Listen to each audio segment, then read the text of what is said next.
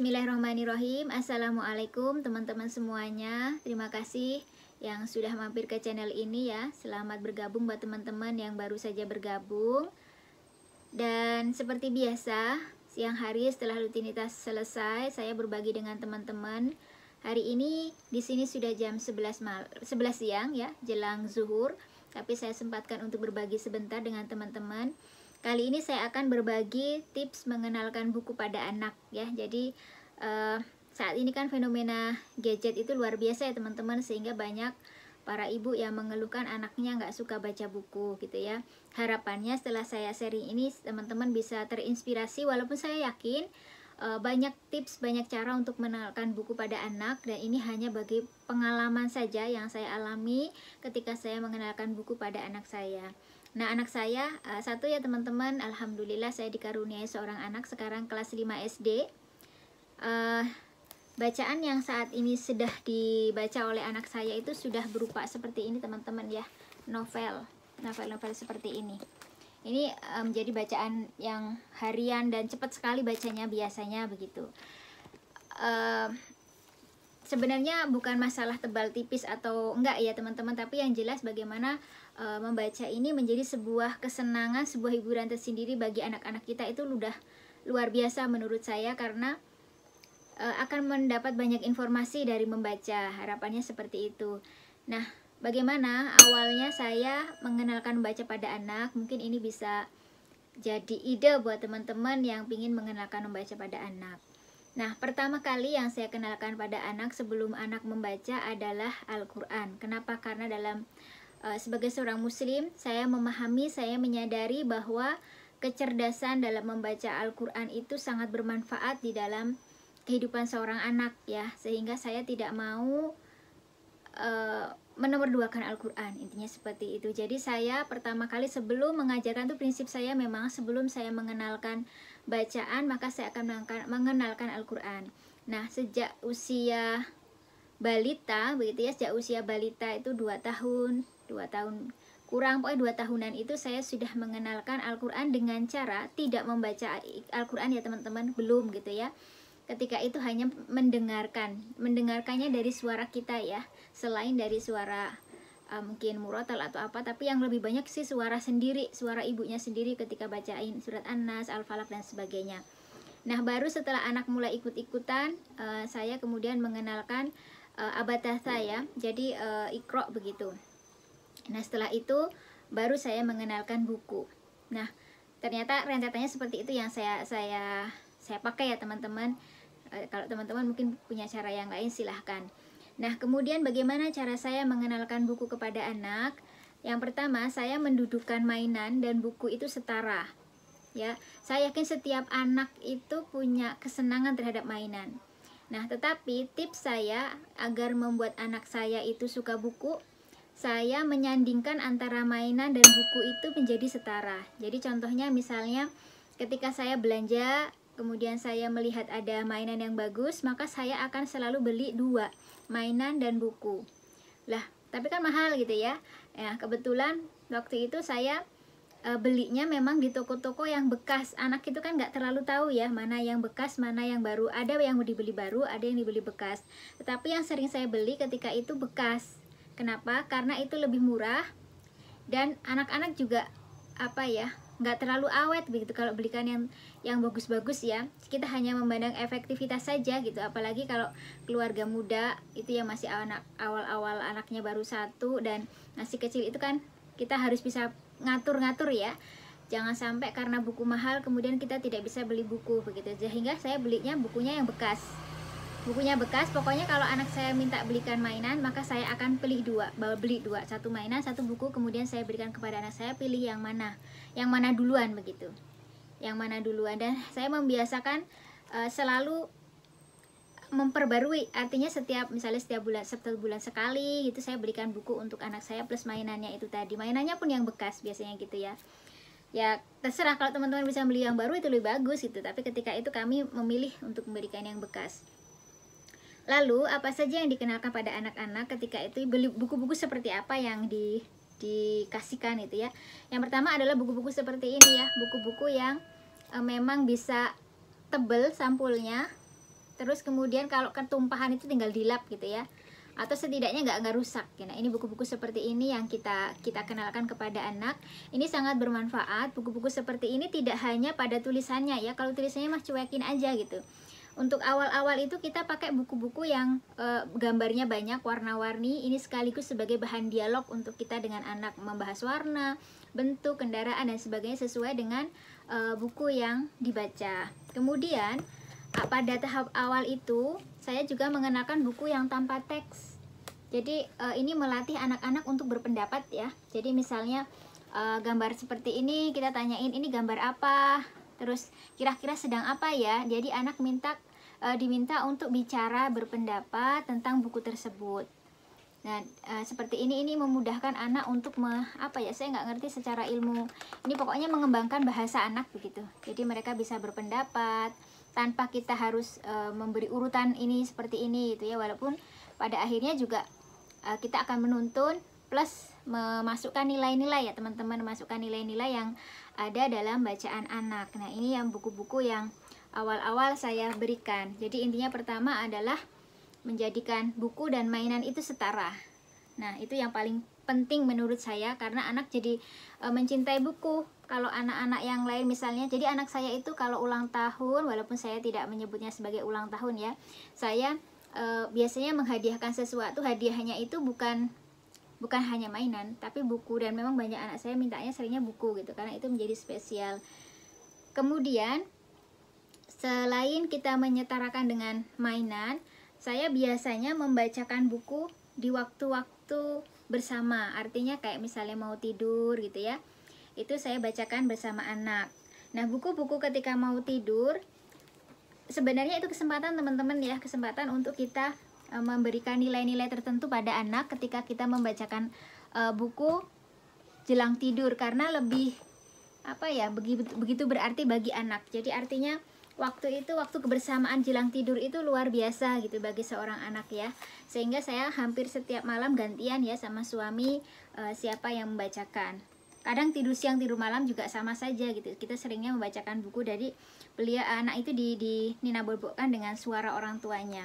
Kemudian buku-buku yang udah mulai gede gitu ya, sudah mulai ngerti, anak-anak sudah mulai dikenalkan dengan buku-buku akhlak seperti ini ya, buku-buku dengan sirah, buku-buku dengan kandungan nilai tertentu, sehingga sambil kita bacakan itu sambil kita masuk gitu, kita masuk memberikan pelajaran-pelajaran tertentu, menyisipkan nilai-nilai yang bisa kita berikan. Nah, ini adalah bagian dari cara gitu ya, memilih waktu yang tepat untuk kita membacakan buku dengan serius, dengan dialog dan sebagainya. Lalu kapan anak bisa baca sendiri gitu ya? Anak saya bisa baca sendiri itu kurang lebih kelas 1 SD. Bukan kelas 1, kelas 0 besar. Kelas 0 besar itu mulai bisa baca sendiri. Walaupun pada waktu kelas 0 kecil itu dia sudah, kalau membaca itu sudah sambil pura-pura ya. Sudah pura-pura. Jadi misalnya dia sebenarnya nggak bisa baca, tapi dia sudah hafal ceritanya, dia tuh baca gitu sambil pura-pura. Itu jangan dikritik ya ayah bunda ya, teman-teman semuanya. Kalau misalnya anak kita pura-pura baca koran, pura-pura baca kertas, pura-pura baca buku, itu jangan dikritik. Itu bagian dari proses untuk mencintai membaca. Kemudian anak-anak ini juga biasanya membaca itu mengenal hurufnya itu gimana ya. Ininya gini, ketika kita mengajari membaca, kalau saya ya, ketika saya membacakan cerita itu saya sambil mengenalkan huruf. Jadi saya nggak ngajarin ini A, B, C, D secara urutan AB. Kalau A, B, C, D dengan lagu itu saya ajarkan ya, A, B, C, D dengan lagu A, B, C, D gitu ya, yang seperti itu saya ajarkan. Tetapi untuk mengenalkan membaca gitu, saya misalnya ada satu huruf gitu, saya kasih tahu. Ini kebetulan saya ambil contohnya bahasa Inggris ya, misalnya the gitu kan, langsung saya bilang ini T H E, tapi dalam bahasa Indonesia ya. Kalau yang bahasa Inggris saya nggak ngajarkan karena cara ngajarnya beda. Jadi paling saya bilang ini T, nanti ketemu huruf T yang lain lagi saya bilang lagi T gitu. Kalau enggak saya garis bawahi gitu ya. Jadi misalnya saya bilang in, Mas ini in gitu ya. Jadi saya nggak ngajarin A, B, C, D gitu enggak. Jadi itu sembari belajar bacanya, diajarin membacanya, maksudnya membaca kisahnya, sembari saya kenalkan ini ini tempat, kalau tempat susah ya, buku. Jadi bertahap juga sih teman-teman. Jadi misalnya kita mengenalkan membacanya itu dari yang termudah. Misalnya kita baca, kan itu mudah ya bagi anak ya, baca gitu kan, hurufnya lebih sulit dibanding tempat gitu kan, agak berat ya. Jadi ketika saya menemukan kata baca, ini saya kasih tahu baca, baca, baca gitu. Misalnya saya sedang membaca, baca, enggak ya. Misalnya apa? Kakak baca buku. Itu kan baca buku mudah ya. Maka akan saya bacakan kakak baca buku. Baca buku gitu ya. Jadi sambil tangan kita itu ngikutin di bawahnya gitu ya, supaya anak ngerti diarahkan ini baca, ini buku, bacaannya seperti itu tanpa saya harus ngajarin. Jadi maksudnya cuma seperti itu aja yang sering saya lakukan, sehingga lama kelamaan anak mungkin merekam gitu ya. Saya tidak tahu apakah itu berguna atau tidak, tapi seperti itu yang saya lakukan. Jadi nanti ketika waktu itu dia diajarin nol besar itu huruf-huruf sedikit ya di sekolah, sudah cepet, tahu-tahu dia sudah bisa baca gitu. Dan sangat cepat sekali prosesnya. Mungkin karena merekam itu tadi ya, walau alam bisawab saya juga nggak tahu, tapi yang jelas itu yang saya lakukan di sekolah. Juga gurunya menyampaikan cepat bacanya, bisa bacanya, tahu-tahu dia sudah bisa baca, di jalan-jalan itu sudah bisa baca gitu ya. Mungkin juga karena proses membacanya itu. Nah kemudian kesukaan pada membaca itu juga tidak datang serta-merta ya. Kita sebagai orang tua menyiapkan.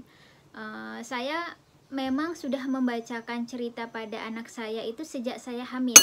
Jadi ketika saya hamil itu saya sudah seperti orang aneh begitu kalau orang lihat ya. Saya baca cerita, baca buku kepada buat anak saya yang masih di dalam kandungan. Karena saya tahu ketika sudah ditiupkan ruh dia bisa mendengar, maka saya bacakan buku, saya juga bacakan beberapa ayat Quran gitu ya, sehingga membuat hafalannya juga mungkin lebih mudah walaupun saat ini sedang berproses ya, mohon doanya ya. Nah seperti itu teman-teman.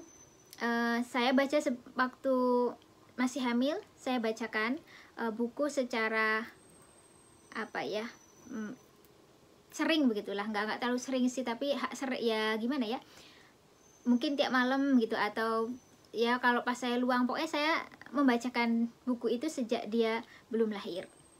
Nah ketika lahir, nah ada pernah teman yang nanya, bayi itu di usia berapa sih bisa diajarin baca gitu ya. Kalau baca hurufnya saya kira tidak perlu, untuk bayi itu tidak perlu gitu. Tetapi dengan membacakannya itu bisa dimulai dari usia berapapun. Dari usia berapapun silahkan, begitu bayi lahir maka boleh dibacakan buku, boleh dibacakan ayat Al-Quran, karena sudah menyimak, mereka sudah merekam apa-apa yang ada di sekitarnya. Seperti itu. Kemudian tips yang lainnya, ketika kita ingin anak kita menyukai baca, maka kita harus tahu hobinya anak itu apa gitu ya. Selain kita menyediakan aneka variasi buku yang beraneka ragam untuk pengenalan ya, tetapi kita juga harus memahami anak kita itu suka apa gitu. Jadi ada anak-anak yang suka, kalau anak saya dulu memang suka ini ya, cerita tentang Thomas gitu ya, tentang kereta-kereta, terus kemudian binatang-binatang. Ya kita pahami anak kita suka yang bagian mana. Kemudian misalnya ada yang suka, anak perempuan misalnya suka boneka, mungkin yang seperti itu. Atau juga bisa dipilih buku yang memang ramah anak ya. Untuk awal-awal itu memang kita harus mencari tahu dulu gitu. Ada buku-buku ramah anak seperti ini ya, yang berbahasa Indonesia juga udah banyak. Nah sudah ada seperti ini kan untuk mainan anak ya. Buku-buku yang memang kreatif. Mana ya ini, ada beberapa gitu ya, bisa dibuka-buka begitu. Seperti ini kan anak bikin penasaran ya, atau ada gamenya, cari apa di antara buku-buku ini gitu ya. Nah seperti ini ya, ini buku-buku yang kreatif-kreatif seperti ini mungkin sangat bagus bagi anak gitu, membuat mereka merasa senang membacanya. Tapi sih intinya kalau menurut saya ketika masih kecil itu adalah kebersamaan bersama orang tua, dibacakan orang tuanya, itu adalah waktu berharga bagi mereka, waktu yang terus disenangi dan dikenang oleh anak-anak. Jadi sebenarnya bukan bukan hanya bukunya seperti apa, tapi sebenarnya orang tuanya mau nggak bacain gitu. Kalau orang tuanya mau bacain bersama, meskipun kadang orang tuanya bacanya juga nggak kayak pendongeng, ya biasa saja, itu tetap dirindukan bagi anak-anak. Jadi dekatkanlah intinya anak-anak dengan buku lewat kita. Kita nggak bisa misalnya nyuruh anak baca buku, tapi kita juga nggak memberikan fasilitasnya. Nah, diantaranya juga itu ya, kita memberikan buku-buku yang dia mau, yang dia suka, yang sesuai, plus yang memang mudah dijangkau. Jadi kalau milih kadang kan kita gini ya, sudah punya buku banyak tapi ditaruh di tempat yang tinggi supaya nggak dikenain anaknya gitu ya. Nah, ini ternyata juga tidak terlalu manfaat. Artinya ya kalau kita simpen terus, gimana anak kita bisa membaca begitu. Jadi kita memang harus meletakkan buku-buku di tempat yang mudah dijangkau anak. Jadi pilih buku-buku yang memang aman untuk mereka, sehingga kita taruh di bawah, mereka bisa ambil kapanpun mereka mau begitu ya. Dan buku-buku yang memang mungkin mahal atau butuh dibantu, taruh di tempat yang memang aman begitu. Tapi jangan ditaruh di lemari atas semua gitu. Bagaimana mereka akan ikut membaca kalau mereka nggak bisa ambil bukunya. Nah, seperti itu ya. Dan memang harus menganggarkan ya untuk beli buku itu secara khusus, seperti kita menganggarkan keperluan-keperluan yang lain. Karena menurut saya sih investasi ya, ketika anak-anak sudah bisa baca buku itu, selain kita lebih dimudahkan, begitu dewasa itu dimudahkan. Benar, saya merasa sangat dimudahkan. Kenapa saya nggak perlu ngurusin anak gitu kan, untuk latihan baca. Saya nggak nyuruh dia baca, dia sudah bisa baca sendiri, diajarin cepat gitu ya. Memang awalnya ya kayak gitu, harus telaten untuk membacakan buku, untuk menyediakan buku-buku yang sesuai dengan usianya. Nah, ada juga yang berpendapat bukunya per level, jadi jangan berikan buku yang susah-susah dulu, berikan buku yang memang mudah-mudah dulu, jadi anak nggak stres. Tapi ada juga yang berpendapat udah berikan aja semuanya, begitu nanti anak-anak akan beradaptasi. Ya itu kembali lagi ke kita sih, tergantung, tiap anak tergantung. Dan apresiasi anak-anak yang sudah menyelesaikan bacaan bukunya gitu ya. Dan ajak dialog dengan apa yang sudah dibacanya, tidak sekedar dibaca udah dibaca ditinggal gitu ya, nggak menarik. Tapi ketika sudah dibaca, orang tuanya juga ikut mendiskusikan isi buku tersebut, itu menjadi bahan dialog. Kan anak intinya mah deket-deket aja dengan orang tuanya gitu ya, mereka ingin kedekatan, dan buku ini menjadi media untuk dekat dengan anak, dengan ngobrol dengan anak. Mungkin itu ya teman-teman, agak kesana kemari ya, pokoknya intinya pengalamannya seperti itu kurang lebih. Jadi dekatkan anak-anak dengan buku lebih awal, insya Allah sebagai orang tua akan mendapatkan manfaatnya nanti ya. Setelah besar tidak harus nyuruh-nyuruh gitu. Kalau mereka punya anggaran banyak pun nggak kemana-mana gitu, nggak minta macam-macam, minta beli ini, minta beli itu, enggak gitu. Karena mereka mencintai buku, maka ketika mereka punya banyak uang, mereka bermimpinya pingin beli buku. Nah, kembali lagi kan manfaatnya ke kita juga sebagai keluarga dan sebagai orang tua.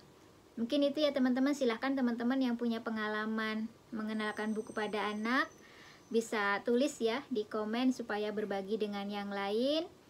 Itu hanya sebagian dari yang bisa saya sampaikan. Mudah-mudahan bermanfaat. Mohon doanya, semoga proses belajar kita semuanya, termasuk anak-anak kita, diberi kemudahan dan berkah ilmu-ilmu kita. Amin ya robbal alamin. Demikian, banyak salahnya mohon maaf. Assalamualaikum warahmatullahi wabarakatuh.